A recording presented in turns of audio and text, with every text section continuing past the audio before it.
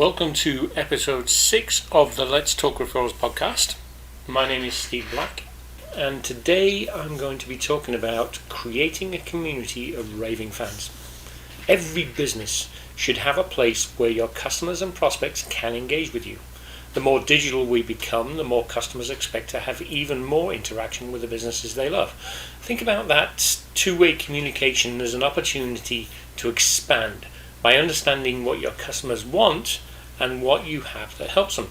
This communication can build lasting relationships and a loyal customer base. People need to feel that they're part of the businesses they follow, the companies they follow. If you have great products and you provide great product service, how do you turn your audience into a vibrant, engaged community that talks about you with everyone they know, spreading that word of mouth marketing and recommending your business? Let's start with your core values. We're much more likely to buy from people that we feel share our core beliefs. Your values are what you stand for. They're at the core of your business and thus affect everything you do. If you haven't already identified your core values, ask yourself, why do I do what I do? What was the original impetus that pushed you to start your business in the first place? What are its goals? How does it want to remake the world? What problems does it solve for your customers? What benefits will they get? Once you've clearly identified these values behind your company, you need to communicate them loud and clear at every touch point you have with your customers. You can start by writing a statement that sums up your core values in one sentence. You can use this in your marketing materials, your advertising campaigns, or on social media, and it just should stress your motivation and what makes your company unique, what makes you unique. B&I has a very clear set of core values, and as most of you probably know, I own 3 B&I regions in the Texas area. And these core values, it's why I wanted to be a part of the organization, it's why I wanted to be a part of B&I, even back in 2008 when I joined as a member. The main one, is Giver's Gain. It really exemplifies why we do what we do, to help others achieve success. And over time, the core values have been expanded to 7. And I'll be honest with you, most people, most even B&I members, probably don't know all 7 of our core values. Obviously, the first, Giver's Gain, I've already mentioned. The additional 6 are positive attitude, lifelong learning, building relationships, traditions plus innovations, recognition, and accountability. Now, I'm not sure. Pick a number. It doesn't matter. Those 7 core values is a lot to remember. But if you ask any member in B&I what the core philosophy of B&I is, each of them will know it's Giver's Gain. You need to make sure that everyone associated with your company knows your core values and employs strategies to communicate them. By keeping your values in mind and communicating them wherever possible, you'll attract and keep the right people who share the same values as you. Then you need to take some time to get to know your audience personally. I know you can't do this with absolutely every customer you have, depending on the size of your organization, but you need to get to know them as much as you can, and this will help you discover which of your values connects best with them. And you'll also learn how to best communicate your values to your audience. What do your values look like in your everyday activities, business or personal? Think about how you could show your potential customers, your referral sources, your core values. Look at all of your communications and touch points to make sure nothing contradicts these values. If you've got a key core value, you could literally add that sentence to the bottom of your signature in email or in your letterhead. So what are your core values? What do you hold dear that's really important to you and why you started your business? Now, your business tribe, your raving fans, your community, isn't something you set up and then run on autopilot. Wouldn't that be nice, right? You set it up, off you go. You need to be present because your enthusiasm and personal touch is a major part of what makes it a real community.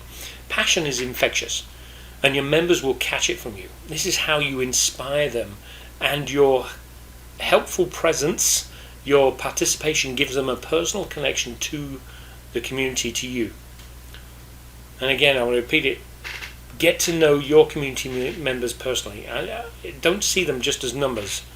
Welcome each new member when they join and see what kind of personal connection you can make with them. Interact with your most active members and pay attention to the types of comments they share.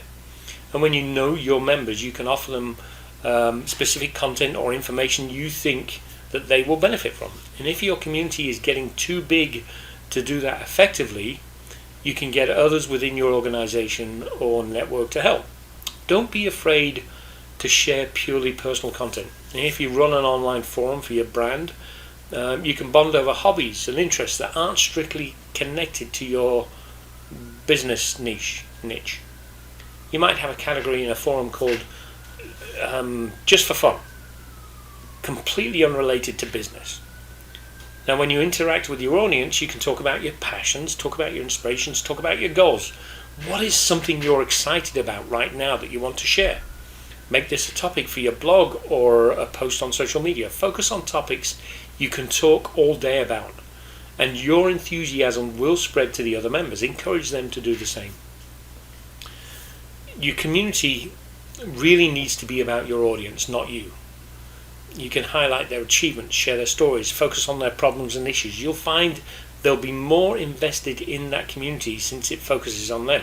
Everybody likes to think about their struggles or opportunities or successes, right? And it's nice to hear what other people are doing, but sometimes, we need to know that people are thinking of us, right? So think about how you want your community to engage with you and you engage with them.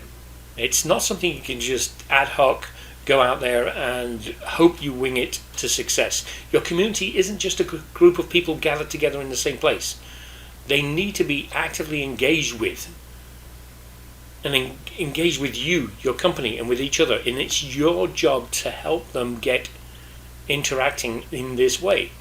Especially when you're getting started, you'll need to start discussions. You'll bring up a topic and ask for opinions. Pose a question, see how people answer it. Bring a common problem and one solution you found, and then ask everyone else to pitch in any tips that you had that worked for them.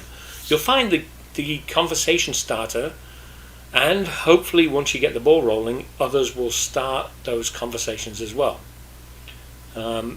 Just one thing I've noticed, it's very difficult to change a community that's been around a while, that hasn't been run that way. So at some point you may have to decide, look, I need to start this again, if you've already tried in the past and it hasn't worked for you. Identify among your members a few who are particularly active or influential and get their help. These are really your raving fans, your number one fans, and they'll help you get other people involved. You could maybe give them extra bonuses or exclusive content. Ask them to take the lead in projects. Ask them for feedback. And the easiest way to reward them is with recognition. Everybody loves recognition, even if you're unable to do anything else. You could also give your community things to do. You could choose or create content that has an activity attached to it. You can have them vote on their favorite content or product, write reviews, fill out surveys, create content of their own, which you can then post on your platform. Get them to do video reviews of your products, your services. And it's a great way also to get testimonials and understand more about how they use your products or services and what their biggest challenges are. They joined your community because they're focused on some goal related to your business, or someone invited them because of a common interest or core value. And you keep them rallied behind this common cause or value, you can focus on change for your members and the change that they want to make in their lives, or the goals they want to achieve. And it should be fun, right? Nobody joins something that isn't fun, even when it's business related. If you're not having fun as well as doing business, you don't want to be there. And it should be a place that everybody wants to be, where they can feel relaxed, enjoy themselves, but also help each other grow and help each other be successful. How many of you have joined a Facebook group or a LinkedIn group thinking, that's a good fit for my business, just to find the content wasn't what you're expecting, or there's nothing going on? It happened to me just a few weeks ago. I thought this big group on LinkedIn, I thought looks like a good place to connect. And the post and the content was completely different to what I expected before I joined the organization or joined the group. How do you feel about that when it happens? I literally spent, I think I left the group within 24 hours because it just didn't fit with my personality, my style, my values. Now, while we're on the topic of platforms, I've just mentioned LinkedIn. Your community will need some online venue where the bulk of interactions take place.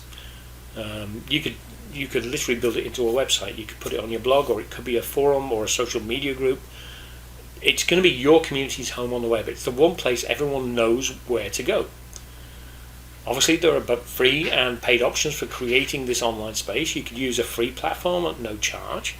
Facebook, LinkedIn, the two main ones I think where groups work very well, but you have to abide by whatever rules and limitations that platform has.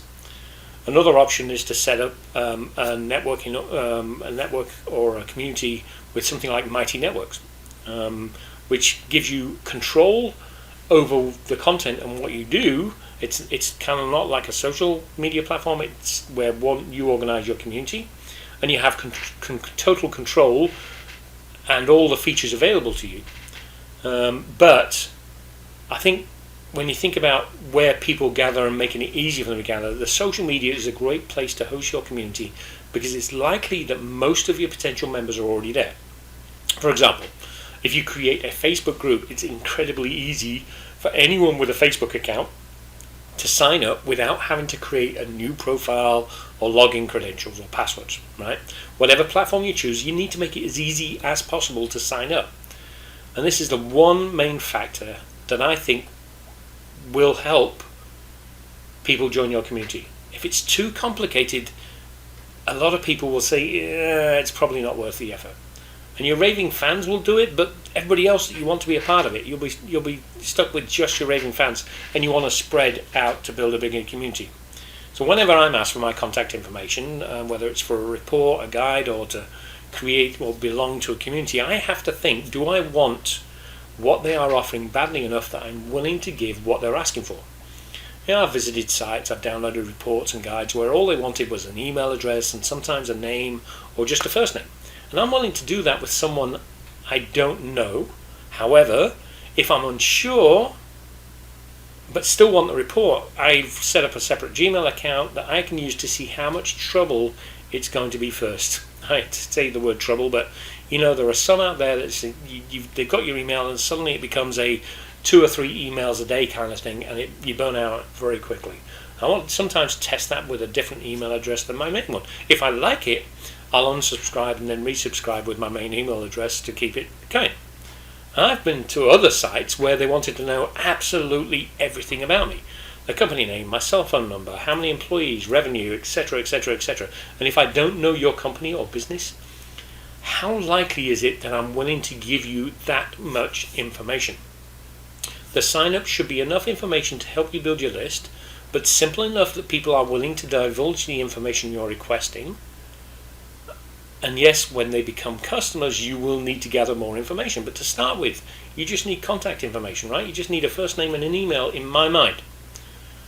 Now, although you could choose one main place where everyone goes to interact with you, you should also or could also connect with your community members across other platforms as well. Not everybody likes Facebook. Not everybody likes Twitter. Not everybody likes LinkedIn. And let them know where they can find you. Interact with them everywhere they are online. And if your group is based on your proprietary membership or forum, get them to join your email list. Follow you on social media if possible. Meet offline. And don't forget about your ideal referrals. This is the one profile, the person that you want the most as a referral. You want to consider carefully the tastes of your audience. If you're choosing social media, look at sites your audience already uses or sites where you already have a following, and consider how they'll access it, whether it's through a computer, a tablet, or a smartphone.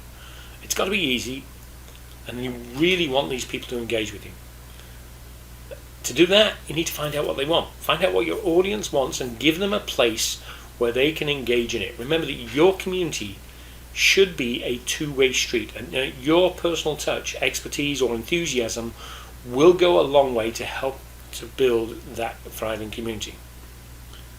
The only thing left to do is figure out how to encourage your community to engage with you and everyone else there. It'll be slow to start, but in order to maintain a strong community, you need to make it a great place to be. You need to do this by offering unique value to members. Now, I'm not talking about, there's a difference here. I maybe should have talked about this a little bit earlier. We're not talking about Facebook pages for businesses. We're talking about groups. We're talking about places where it's membership of your group, your community, right? Anybody that visits your page will visit your page, but you want people that are going to join or become part of your community. So, to build your strong community, you can do it several ways. You can maybe offer exclusive high-value content. High value is something that maybe a material that can tackle problems, issues, or questions that your audience faces and actually offers a solution. Your audience receives the greatest value when they're able to consume something and take the action that you lay out for them and quickly see results. And it shouldn't be promotional. It shouldn't be a way to sell something. Think of it this way.